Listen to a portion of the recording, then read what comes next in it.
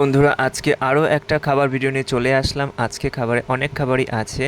আজকে আছে মাছের তেল ভাজা, চেঁচি শাক ভাজা, কলমি শাক ভাজা, তার সাথে আছে কুমড়ো দিয়ে রুই মাছের তরকারি। চলো খাবারগুলো খাওয়া যাক। প্রথমে আমি শাক ভাজা দিয়ে খেলাম। শাক ভাজাটা খেতে কিন্তু খুবই ভালো লেগেছিল। শাক ভাজা আমার খুবই পছন্দের, তাই শাক ভাজা দিয়ে ভাত খেলাম। শাক ভাজা দিয়ে ভাত খাওয়ার পর তারপরে কলমি শাক খেলাম। কলমি শাকটা খেতেও ভালো ছিল। তারপরে খেলাম মাছের তেল দিয়ে ভাত। মাছের তেল ভাজা দিয়ে খেতে কিন্তু খুব ভালো লেগেছিল, খুবই প্রিয় আমার।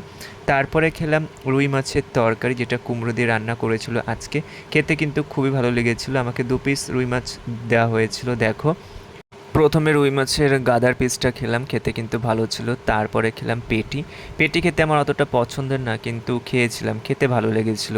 দেখা হচ্ছে পরে আর একটা খাবার ভিডিওতে। ভিডিওটি যদি ভালো লাগে তাহলে একটা লাইক করো আর চ্যানেলটিকে সাবস্ক্রাইব করো।